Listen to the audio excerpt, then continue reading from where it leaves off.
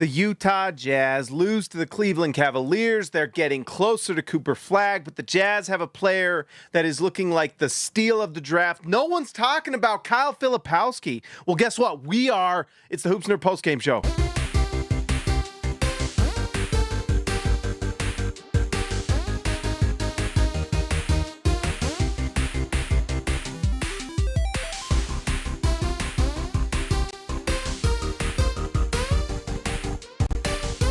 All right, guys, the Utah Jazz, like I said, they lose to the Cleveland Cavaliers.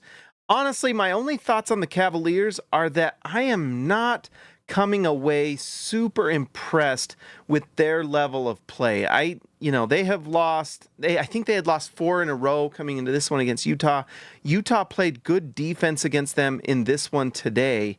And I think we're seeing chinks in the armor. They're not looking quite as undefeatable as they were before, and I don't know if it's because of the trades they made at trade deadline, if it's just shooting slump, whatever it is, it feels like that ecosystem for them is not quite as strong as you'd like it to be. Now, maybe they just turn it around come playoff time, but this score that the Cleveland Cavaliers were blew out the Jazz is accurate, but this was a close, tight game up until halftime. And I just don't know if you're getting kind of outplayed by Utah for a quarter like they did in the second quarter, because Cleveland goes up in the first, Utah comes back in the second, and then, of course, Utah in the second half gets smoked by the Cavaliers. They've lost 4 in a row. They should not be having quarters with a Utah Jazz team outplaying them. Just shouldn't. And so maybe it's a bench issue. I don't know. Obviously, that's when you're going to see most of your bench players, but I'm not super impressed. They need Donovan Mitchell to play better, who was 5 of 13, 0 for 5 from 3. Big slump for him, and playoffs are coming soon. I mean, there's not a lot of time left. Utah, look at it, 16 and 56. Let's just do quick math here. 82 minus 16 minus 56. 10 games left, actually, guys. Holy smokes. 10 games left. Wow, I didn't realize that. We're at the last 10. So 10 games until playoff time, and then Cavaliers are going to be playing in the playoffs, and who knows, maybe they find their groove there, but I just wasn't super impressed. Sorry, if you're a Cavs fan, didn't mean to hurt your feelings. I don't really care, though. All right, so not a lot from this one. Utah had some nice defense, though. Nice to see. One thing we are seeing, and I think a pretty good sign of that defense, yes, Cody Williams has not looked good. I don't know what to say other than, I don't know. It might just be a flat-out bust. It might. I would say that he's worth keeping and playing and developing, because what else are you going to do? Why wouldn't you just do that? But it hasn't been that great, and you keep hoping for it to get a little bit better, and then we have stretches like this. Just pretty tough stuff. 3 points, 1 for 9 in 22 minutes. Man, oh man. We'll see. Maybe it turns around, but there's not a lot of things to be super excited about with what we're seeing from Cody Williams. It's just not looking like an impact player in the game. But the player that does have high impact, that is looking, and who I wanted to talk about in this show today, is Kyle Filipowski. 7 for 13 from the field, 53%. 4 for 8 from 3, 50%. He is now shooting, and let's open this up. From 3, he is shooting, come on, 39.5%. Man, I want to get that to 40. It's pretty impressive. He's doing this as a starter against the Cavaliers, number 1 team in the Eastern Conference. 18 points, 13 rebounds, and that's against Evan Mobley and Jared Allen. Really nice stuff from Filipowski. Minus 40 from Walker Kessler. Look at that. Although some of that is because Utah had him take 8 threes. This is tanking at its finest. Without those 8 threes, Kessler's like 3 for, or is like, what is that? Perfect 4 for 4. So it's interesting. I like them doing this with Walker Kessler. I don't know.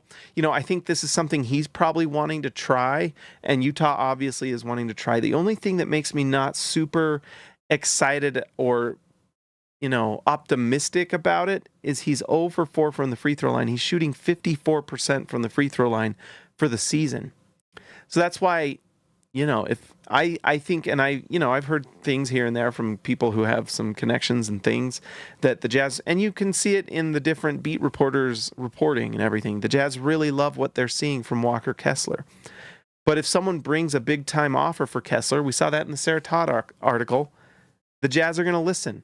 The Jazz are absolutely going to listen to Lauri Markkanen talk, though, because of this guy right here, Kyle Filipowski, who is just doing absolutely incredible stuff at this 4 spot. And for Utah to have that nice defensive first half and having it be with Kyle Filipowski next to Walker Kessler is really exciting. Utah's going to get Taylor Hendricks back next year. Can we just start Taylor Hendricks at center? Maybe see what that looks like? If there's a trade where Walker Kessler gets moved, because Utah definitely wants to be top 8 next year. That's going to happen. That is going to happen. And that's why I'm telling you guys, watch out for a Lauri Markkanen trade this summer. Watch for it. Absolutely. There's some stuff going on with Lauri Markkanen right now. I hope everything's okay with his family. I hope everything's okay, but he keeps missing games for personal reasons. And I hope I hope nothing's going wrong.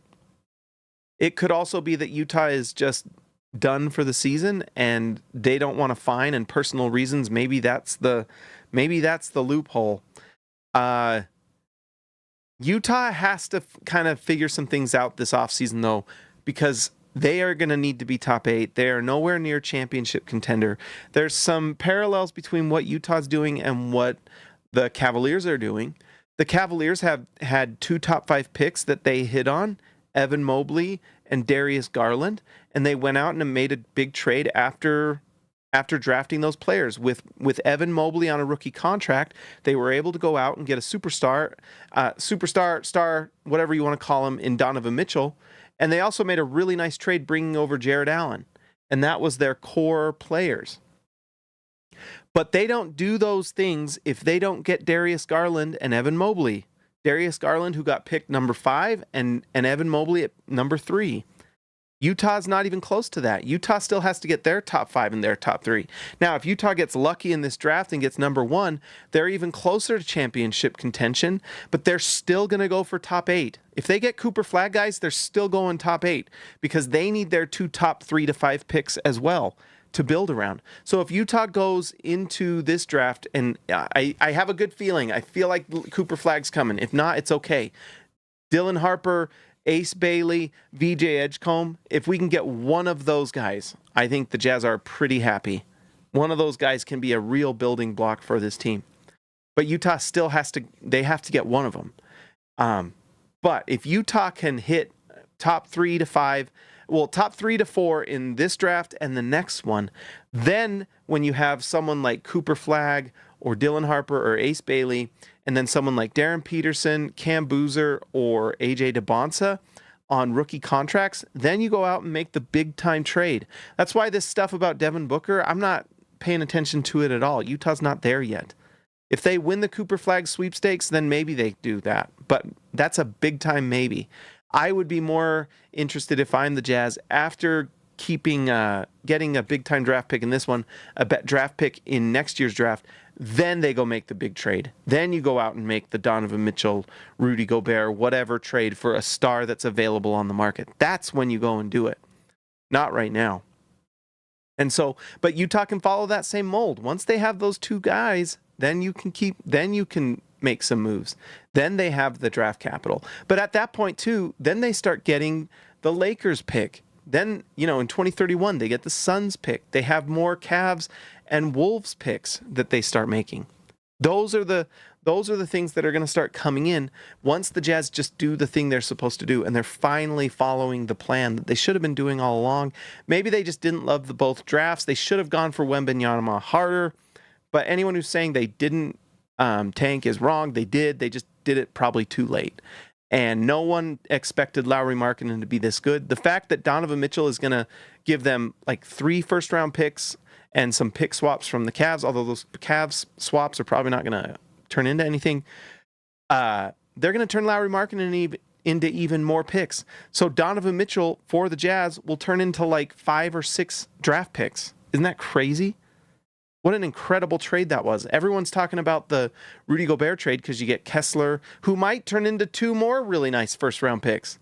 Those trades are just continually bringing fruit to the Jazz. They've already got Keontae George. They've already got Walker Kessler from those trades.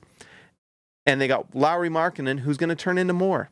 And they're going to be able to do these next few years is get those top 5 picks that turn into nice players, if we're lucky, and then they go make big-time trades.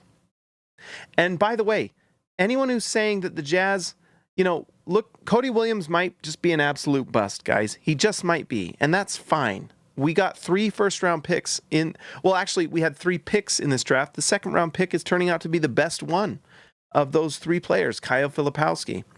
It's a good reminder that this idea that you don't want too many draft picks is stupid. It's dumb.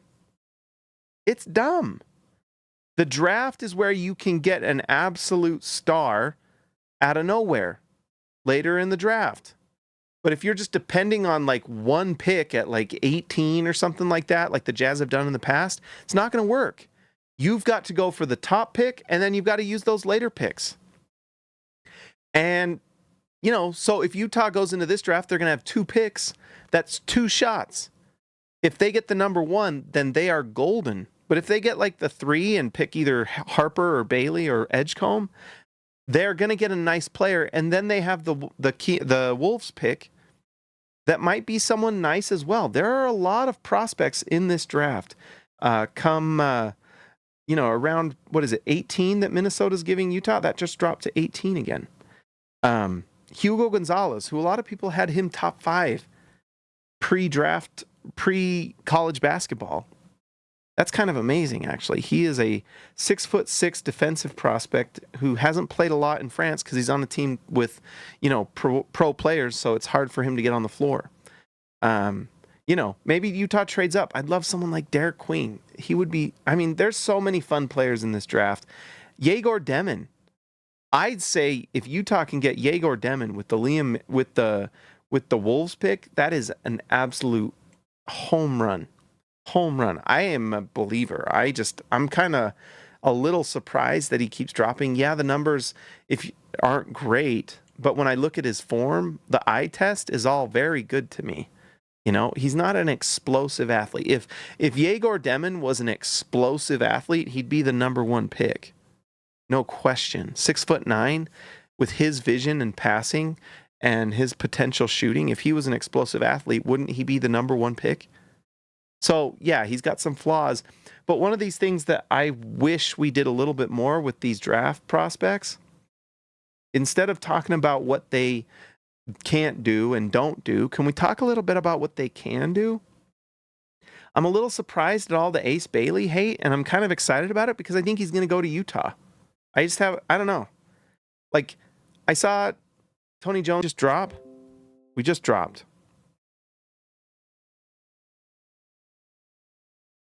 I think we're back. Are we back? Are we back? I think we're back. Successfully connected. I think we're connected. All right. Anyways, just talking about that Tony Jones tweet, where he says he's like an incredible athlete or a great athlete or whatever. Great athlete, great, incredible shot maker.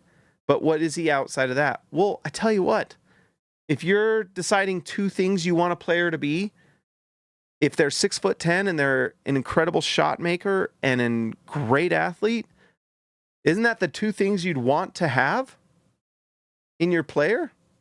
Yeah, you'd like him to be we'd all love him to be Yegor Demin or Luka Doncic as a passer. I think he can get there. At least you hope so. And you get a full season next year of him learning to do that. One thing we've learned with Will Hardy is he's gotten this team to pass the ball. They do move the ball really well. Utah, before this season, there was like a dearth of passing. Now, when you consider that, Keontae George is averaging 6-7 assists per game.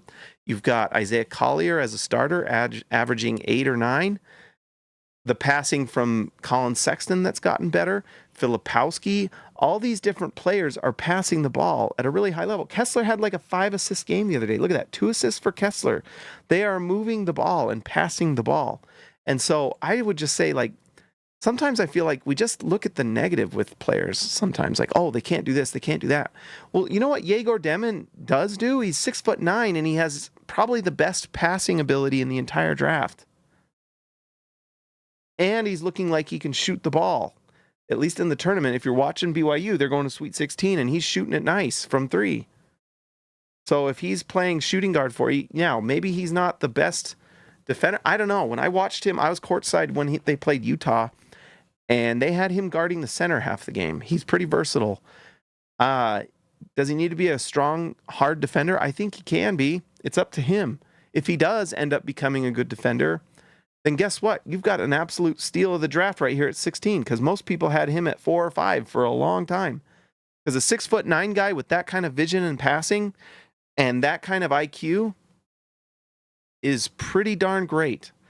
And yes, it's hard for 6'9" guys to have the best handle in the world because you're tall. It's just hard. It's what makes Kevin Durant super special is because he can handle that ball at like 7 foot tall like he does. It's It's just very, very, very unique. So that's hard to do, but like, why can't he get there? Why can't he learn to do that? Why not? And then just back to Ace Bailey. The things that he does are things you're hoping most players can learn to do, or most players aren't. Like big time athletes, big time shot makers. Isn't that what you want? That's where I'm kind of like, I don't get it. I feel like my kids need to be quiet. Anyways, sorry. But if he can do those things, he can be incredible. And then if he learns to be a great defender and he passes the ball at a good enough level, then all of a sudden you've got an incredible player. It's really fantastic. All right. Sorry, guys. My kids are upstairs playing, having fun. That's all I got today, guys. I didn't really have a lot else to say. I mean, it was kind of just a loss against a really good team. And that's how it goes. Let's see. So let's start the music. Let me real quick.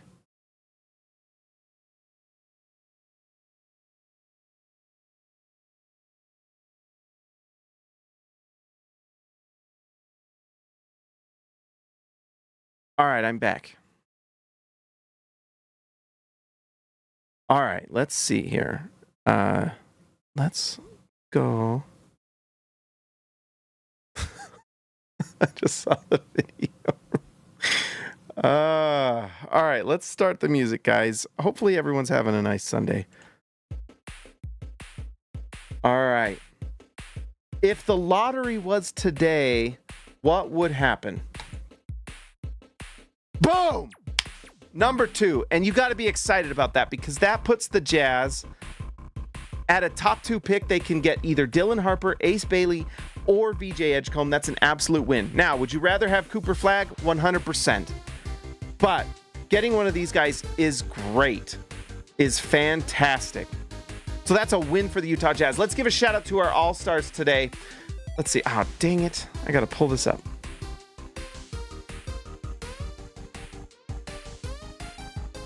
All right, let's give a shout out to Robert Hall of Fame, Christian House Money to Haas, Cam Bam, thank you, ma'am, Ryan Edward Perry, the legend, I Believe in Steve, Jazz Exile, Baby Elliot Matson, See Ya, Alexa Later, Jordan the Goat Best Roll, Austin R. Grant, Editor Extraordinaire, KG10 to TH5, and Patrick Kubo, the Connoisseur. Guys, I'm finally feeling healthy and better. Knock on wood. My gosh, I've been sick so much the last month or two. It's freaking annoying.